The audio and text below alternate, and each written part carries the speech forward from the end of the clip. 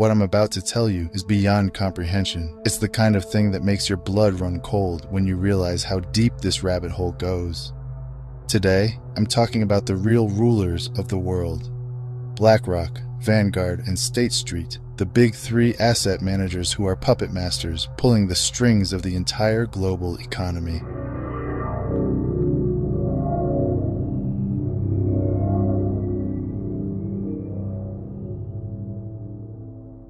Welcome to the shadow economy. BlackRock controls $10.6 trillion in assets.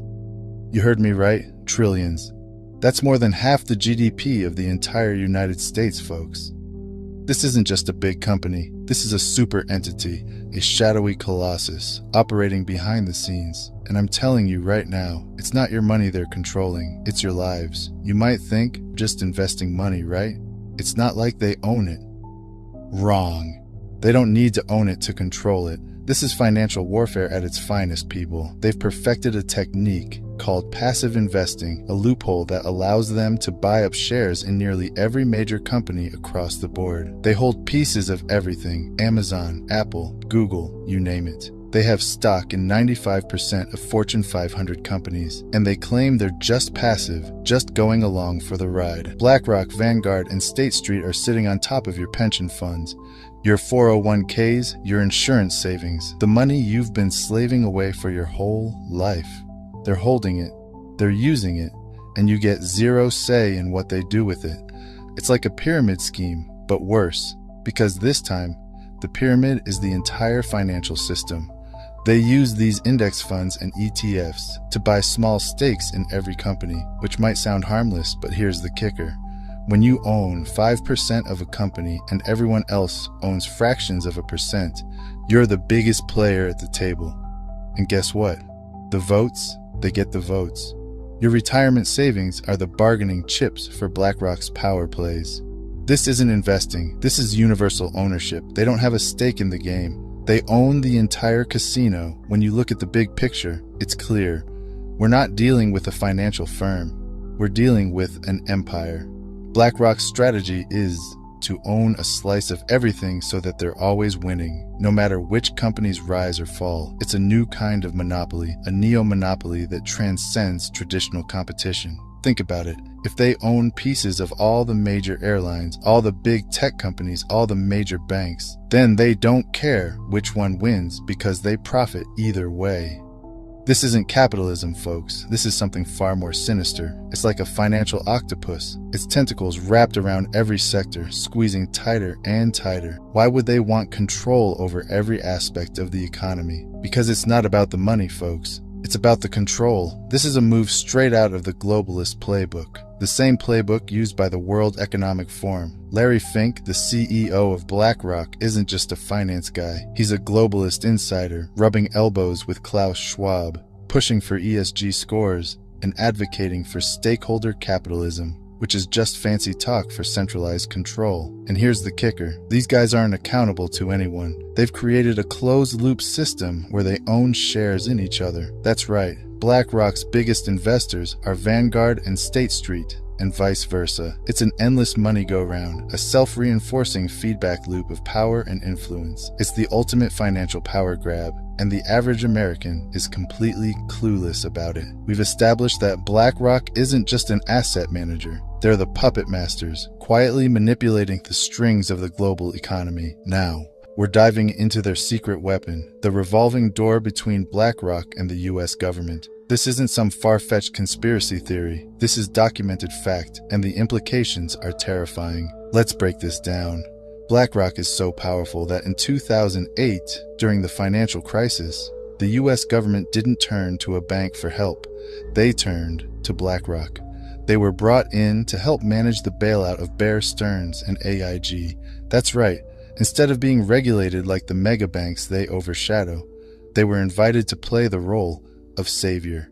And do you know what happens when you become the go-to fixer for financial disasters? You get access, folks. You get influence, Larry Fink, the head honcho of BlackRock, didn't just stop at helping with the bailout. He started planting his people in high-level positions across the government. There's a revolving door spinning at warp speed between BlackRock, the Treasury Department, the Federal Reserve, and even the White House. Since 2004, at least 84 former government officials and central bankers have found a cushy landing at BlackRock. You think that's a coincidence? Let's talk about Larry Fink himself. He's not just the CEO of a big company. He's a globalist insider, a kingmaker. He sits on the board of the World Economic Forum, rubbing elbows with Klaus Schwab and the rest of the elites who are planning the Great Reset. You remember that, right? The Great Reset is about resetting the world's economy into a controlled system where they own everything and you own nothing. Fink tried to get himself appointed as Hillary Clinton's Treasury Secretary in 2016. He wasn't just vying for power. He was preparing to be the gatekeeper of American finance. And it gets worse. BlackRock has direct ties to the Federal Reserve, which, let's be honest, is neither federal nor a reserve. During the COVID-19 pandemic, the Fed turned to BlackRock again to help administer emergency lending programs. This means BlackRock was essentially printing money and deciding where it goes. Imagine that.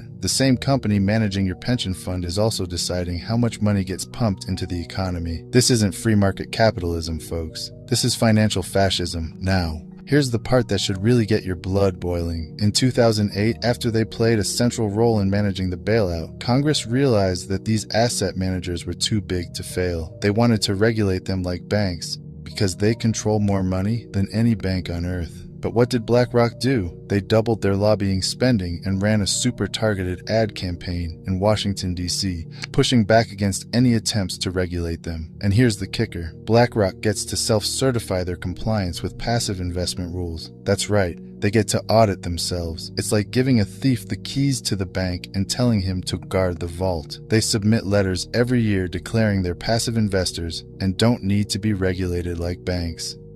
It's a legal loophole, folks, and they're exploiting it to the max.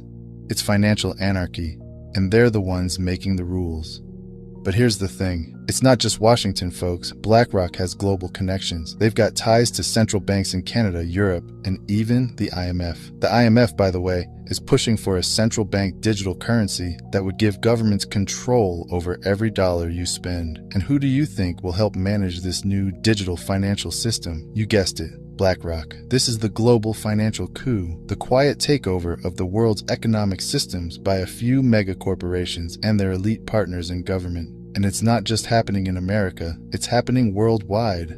BlackRock isn't just a company, it's a globalist tool, a financial weapon being used to shape the future without your consent. BlackRock owns a piece of Amazon, Google, and Facebook, and these companies own the digital infrastructure we all rely on. They control what you see, what you hear, and how you interact online. It's the perfect storm for total control. And they've got their tentacles in everything: airlines, banks, tech companies, and even the food you eat. But what's the real cost of all this control? How does it impact you, the average American who's just trying to make ends meet? Let's dig into the Great Squeeze, a financial stranglehold that's bleeding us dry. The squeeze on wages and prices.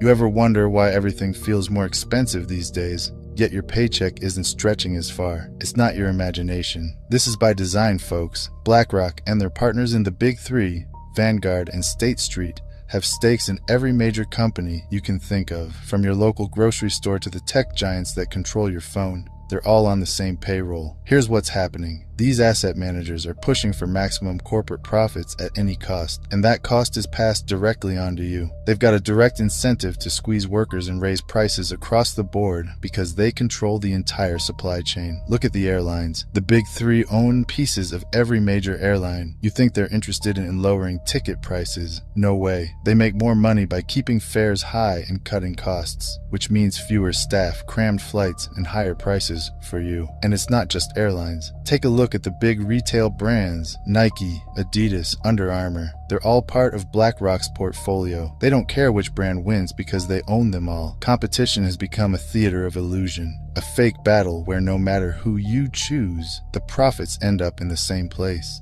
It's a neo-monopoly, a new form of monopoly where companies don't need to merge because they're already controlled by the same puppet masters. Back in the day, owning shares meant having a voice. You could vote on corporate decisions, hold executives accountable, and actually have a say in the direction of a company. That's been erased, folks. Today, BlackRock and the other asset managers have consolidated that power. Your 401k, your pension fund, it's all just fuel for their voting power. And what do they vote for? More executive bonuses, more stock buybacks, and less money going into the pockets of hardworking Americans. Let's talk about stock buybacks for a second. This is where companies use their profits to buy back their own shares instead of reinvesting in the business or raising wages. It's a way to artificially inflate stock prices, making the rich even richer while regular employees get left in the dust. And who's cheering this on from the sidelines? BlackRock, because higher stock prices mean higher management fees and bigger profits for them. This is a rigged game, folks, and the house always wins. Here's where it gets even darker. Universal ownership isn't just about holding shares in every company. It's about creating a network of control that eliminates real competition. BlackRock's strategy isn't to bet on the winning horse, it's to own the entire racetrack. They hold major stakes in all the big players in every sector: tech, retail, banking, airlines, energy. It's a web of influence so extensive that it's nearly impossible for any outsider to compete. Think about this. If BlackRock owns significant shares in both Nike and Adidas, why would they want these companies to engage in a price war? They wouldn't. It's better for their bottom line if the companies keep prices high and split the market. This is why everything from sneakers to cereal costs more today. It's not inflation, it's price fixing at the highest levels, disguised as, quote, market trends. And now we get to the end game, folks. This isn't just about profits. This is about control, plain and simple. BlackRock isn't just managing money. They're shaping policy, influence over the Federal Reserve, the IMF, and the World Economic Forum. Puts them in the driver's seat of the global financial system. They're pushing for things like central bank digital currencies, CBDCs, which would give the government total control over your money. You step out of line, they freeze your account. This is the financial equivalent of the Patriot Act, giving them complete surveillance over your spending. Larry Fink has been vocal about stakeholder capitalism, which sounds nice on paper, but is just a Trojan horse for centralized economic control. It's the same ideology behind the Great Reset. You will own nothing, and you will be happy. Who's going to own everything then? The asset managers, the financial elites, the very people who've been pulling the strings. You might be sitting there thinking, this sounds hopeless, what can we do? These asset managers operate in the shadows, counting on the fact that most people have no idea what's going on. It's time to shine a light on their tactics, expose their influence, and push back against this financial tyranny. We need real oversight. We need regulations that treat these asset managers like the banks they are, holding them accountable for their outsized control over our economy. We need to take back our shareholder rights, demand transparency, and start making noise before it's too late.